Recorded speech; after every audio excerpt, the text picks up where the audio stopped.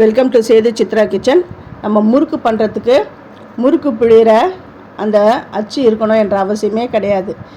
நம்ம கீழே போடுற அந்த மைக்கா கவர், அந்த பாட்டில்ஸ்லாம் இருக்குது பாருங்கள், பேப்பர் பேக், அது வச்சு கூட நம்ம முறுக்கு பண்ணிடலாம். இப்போ நான் அந்த கேக்கு, அந்த க்ரீம் போடுவோம் இல்லையா, அந்த பைப்பிங் பேக்கில் தான் நான் இப்போது அதை யூஸ் பண்ணி தான் நான் முறுக்கு பண்ண போகிறேன். ஈஸியாக பண்ணிடலாம்.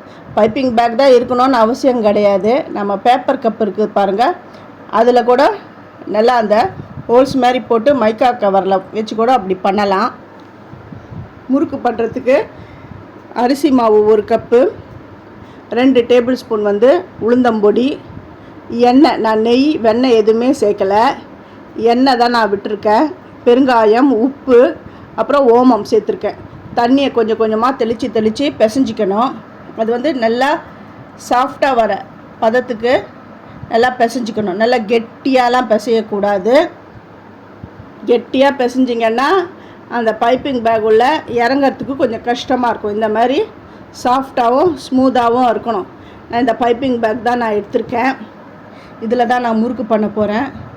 அந்த ரவுண்ட் ஹோல்ஸ் இருக்கிறது தான் அது, அதில் தான் முறுக்கு பண்ண போகிறேன். ஈஸியாக நல்லா நம்ம முறுக்கு குழாயில் பிழியறதை விட ரொம்ப நல்லா அழகாகவே வரும்.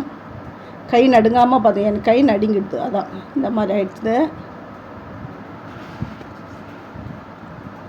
இந்த மாதிரி அப்படியே சுற்றி எடுத்துக்கோங்க. குழந்தைங்களுக்கு கூட பார்க்குறதுக்கு ரொம்ப நல்லாயிருக்கும். எடுத்து டக்குன்னு அந்த ஸ்நாக்ஸ் எடுத்து சாப்பிட்டுடுவாங்க.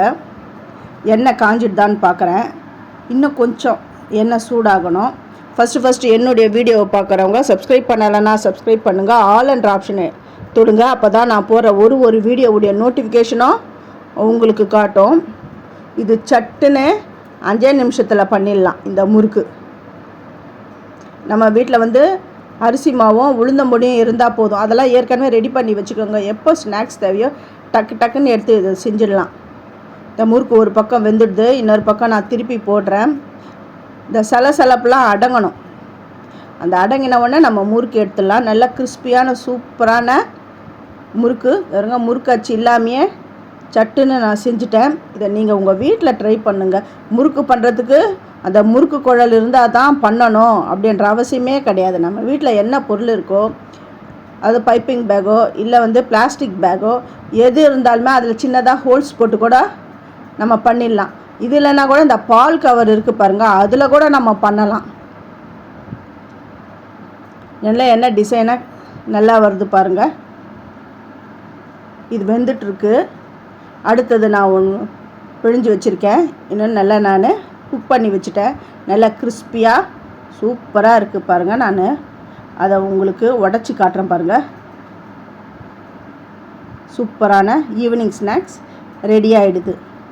தேங்க்யூ.